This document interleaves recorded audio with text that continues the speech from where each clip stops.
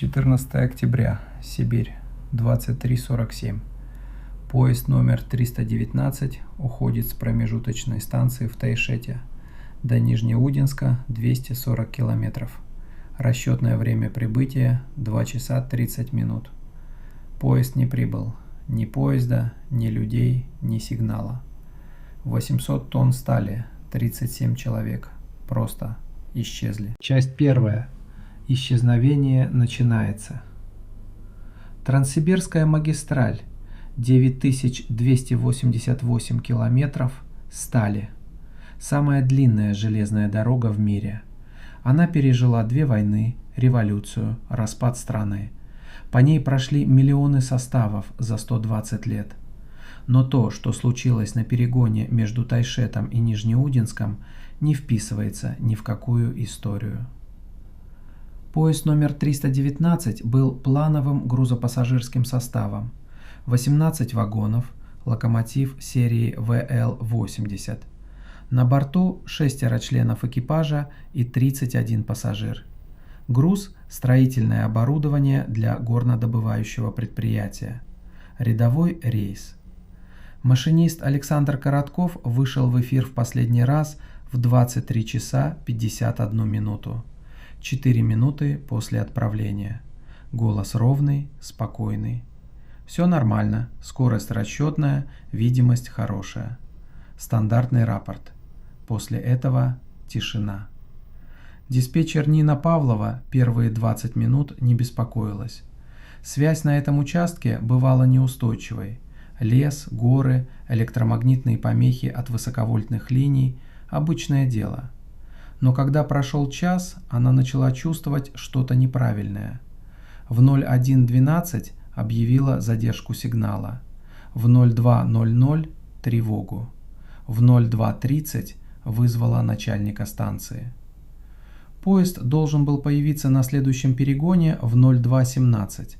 Путевые датчики, которые фиксируют прохождение составов, молчали. Ни одного сигнала.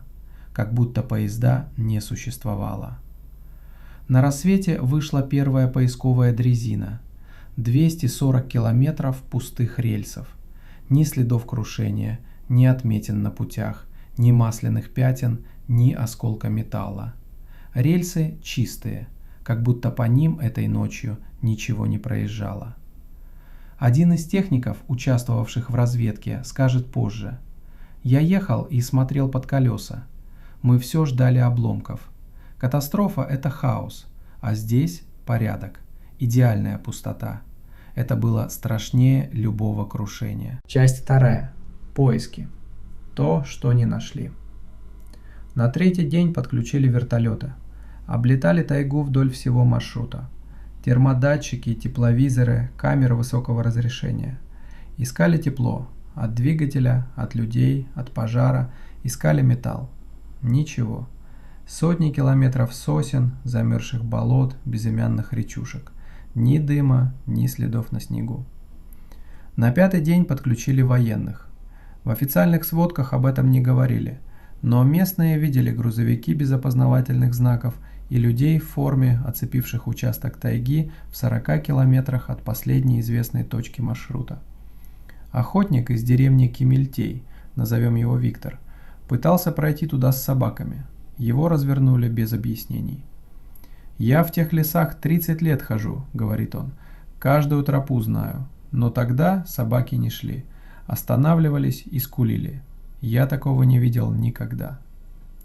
На 10-й день поиски официально свернули. Формулировка в документах. Поезд номер 319 считается пропавшим без вести. Расследование продолжается. Расследование результатов не дало.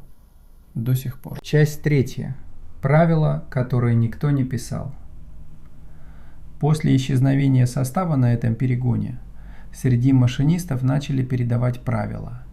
Не инструкции РЖД, не приказы. Устно, шепотом, на пересменках, в курилках. Правило 1. Не останавливаться на этом перегоне ночью без крайней необходимости. Встал, не выходи из кабины. Правило 2. Не выходить на связь между полуночью и часом ночи. Диспетчер вызывает, отвечай коротко и двигайся дальше. Правило 3. Видишь свет впереди на путях, не тормози резко. Сначала сигнал, потом смотри. Говорят, первым начал передавать эти правила Семен Харитонов, ветеран-машинист с 20 годами стажа.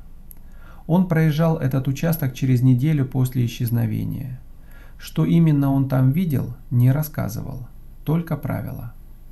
Через 3 месяца Харитонов ушел на пенсию раньше срока. Коллеги говорят, изменился, стал замкнутым. Его жена однажды обмолвилась соседке, что он просыпается по ночам и до рассвета сидит у окна. Что он ждал, она не знала. Часть 4. Официальная версия и почему она не сходится. Через 3 месяца Следственный комитет выпустил промежуточный отчет. Версия – технический сбой. Неисправность тормозной системы, неконтролируемый разгон, сход с рельсов на мосту через реку Бирюса, падение в воду, снесло течением под лед. Логично, аккуратно, укладывается в рамки. Одна проблема. Мост через Бирюсу осмотрели в первые 48 часов. Водолазы работали там 4 дня. Подводные камеры, оборудование для поиска металла, дно реки чистое. Когда журналист Андрей Соломатин опубликовал этот факт в региональной газете, материал сняли с сайта через 6 часов. Редактор объяснил технической ошибкой. Соломатин. Я получил 3 звонка в тот день. 2 с неизвестных номеров. 1 из приемной губернатора. После этого я перестал писать об этом деле. Официальная версия так и осталась версией. Без вещественных доказательств. Без тел.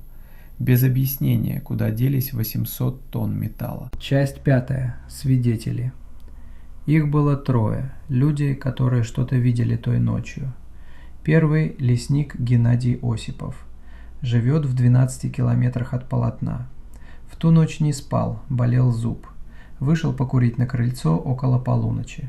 Говорит, видел свет, яркий, белый, движущийся вдоль линии рельсов.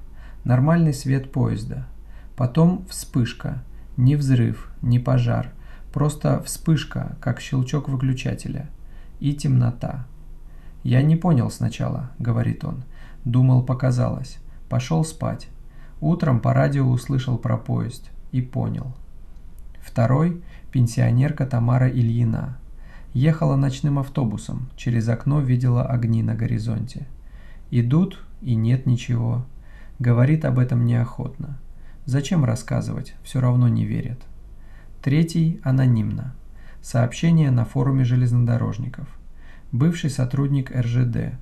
Написал, что на следующий день после исчезновения видел на служебном мониторе секундное появление транспондерного сигнала состава в 120 километрах севернее маршрута, в месте, где никакой железной дороги нет. Сообщение провисело несколько часов, потом удалено. Часть 6. Теории. Их накопилось много. Вот 3 главные. Аномальная зона. Местные называют этот перегон «мертвый перегон» уже давно. Говорят, еще в советское время здесь опаздывали поезда без причин, пропадала связь, сходили с ума приборы. Ученые фиксировали аномалии геомагнитного поля, зона тектонического разлома под землей. Что геомагнитные возмущения делают с электроникой и навигацией, достаточно изучено, но недостаточно, чтобы объяснить исчезновение 800 тонн металла. Секретный военный объект. В советское время в этом районе располагались засекреченные объекты.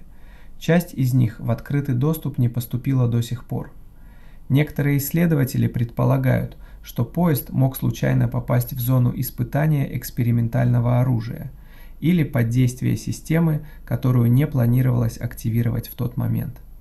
Это объясняло бы и военных без опознавательных знаков, и снятые материалы, и молчание журналиста. Третья версия, та, о которой говорят совсем тихо. В 200 километрах от места исчезновения почти нежилая деревня. Старики там рассказывают о дыре, месте, где тайга берет людей. Раньше брала охотников, по одному редко. Потом туда просто перестали ходить. Один старик, ему за 80, в советское время работал на изысканиях трассы. Говорит, что геологи в 50-х тоже находили там что-то странное. Он не объясняет, что именно, только повторяет одно. Туда нельзя было строить. Мы говорили, нас не слушали. Часть 7. Что осталось? Прошли годы. Дело официально не закрыто. Но активных следственных действий нет. Семьи 37 человек так и не получили официального статуса. Не погибшие, не без вести пропавшие с полагающимися выплатами. Подвешенный статус. Нельзя ни получить компенсацию, ни похоронить. Нина Павлова, диспетчер, которая первой объявила тревогу, ушла с работы. Говорит, что иногда ночью слышит голос. Последний выход Короткова на связь.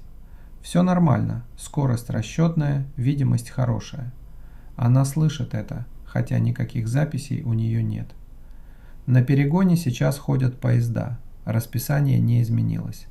Пассажиры едут в купе, пьют чай, смотрят в окна.